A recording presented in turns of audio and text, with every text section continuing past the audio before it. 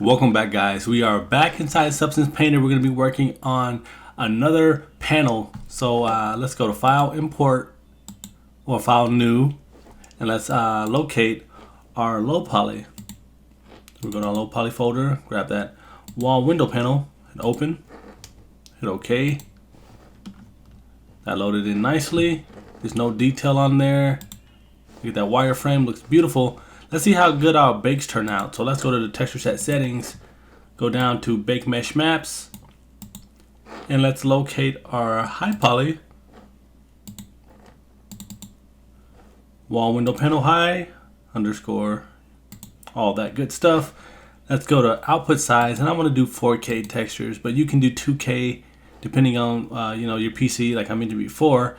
And let's turn this up to 0.024.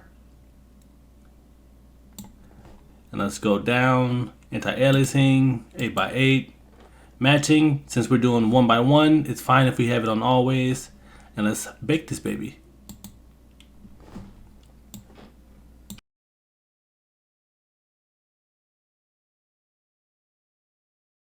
Alright guys, so the bakes came out perfect. Now we can start going to the layers and let's add some materials to this. Let's begin by grabbing our famous base material. So we'll go down to Smart Materials, grab that green scraped material here at the bottom, drag and drop,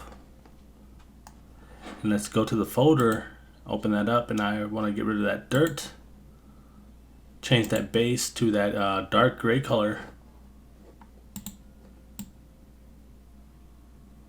So right around here.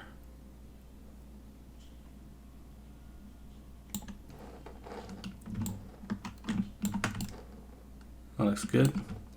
Now we can add that other material here at the top. Where are you hiding at? This fabric sci-fi material. Drag and drop that. Also close this folder up and let's change the name to base color. Let's open up our fabric and let's go to the mask. Remember, it's the second one. Go to hex, scroll up so we can go to the UV transformations and get a better scaling going on. And this is fine around here, so we can go up to the material or go over to the material and change that base color to an lighter gray material, which is fine here. And now we can scroll down to the base material in the layers, base color. We can make this black. That actually looks pretty good. I don't know if I'm gonna upscale this a little bit or leave it the same. It may be fine. So let's go back up to the mask and let's change the blur and the scale. So this will make it, look more metallic as well, without changing the base color to add more metallic to it. So now we can close out the folder, right click and add a black mask and apply it.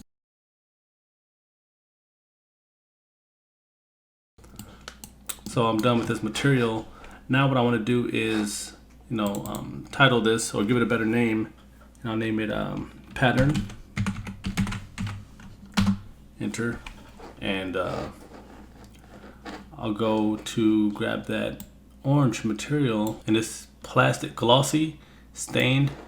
I'll drag and drop, open that folder up, and I will get rid of the dust and stains. Go back to the top of the folder, right click on this layer and add a black mask. Now if I use my I could use the polyfill for this, and it's on face selection, which is polyfill, so I can just select individual faces to apply this mask to, and then I can switch back to the paintbrush tool, and if I need to I can add more variation. But I think this is fine for the window frame area. So now I want to break up this base material. So what I'll do is create a new layer go to materials, and I can use that same material I've been using, this aluminum, and then I'll just bring down the opacity to around 34. I can also go to brushes, choose my artistic heavy sponge, bring that stroke opacity back down, as well as the flow, so we can start to, get that. And I'll bring the flow down a little bit more, and as well as the stroke opacity, and I'll upscale my brush, so when I start to texture here, we get that nice little effect we need, nice and subtle. And if I feel this is too much, I could always, dial it down over here, where it says 34. I can bring it down to 24 and start to paint this in a bit.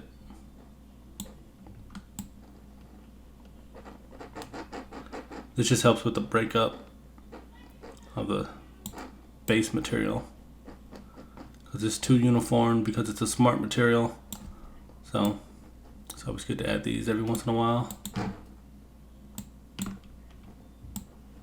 And I can go a little bit crazy and add some grease stains dripping down if I want to. So you're not constrained to just doing what I'm telling you guys to do, or, So now what I want to do is add another layer. Go to brushes, and I'm going to change this brush from the artistic, heavy sponge to basic hard. And I'm going to scroll down, and where it says normal and height, I'm going to add a normal and a height to it.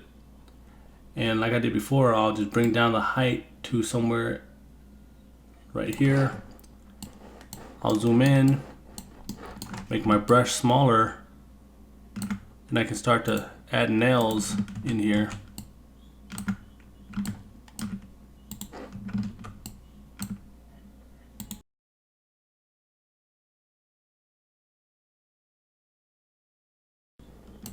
That looks good. So now we can export these textures out. So I'll just go to File, Export Textures, go to New Directory,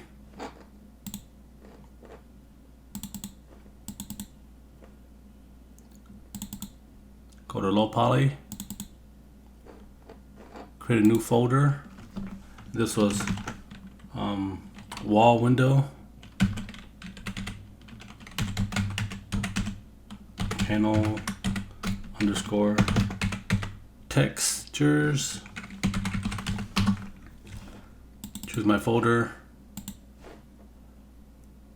Output template will be Unreal Engine 4 packed. The size will be 4K. And now I can export. And remember, while those are exporting, I'll bring up my folder, and I'll drag my low poly model inside the textures. So wall window here, and I'll delete the MTL file. And we are done, guys. So I'll catch you in the next video.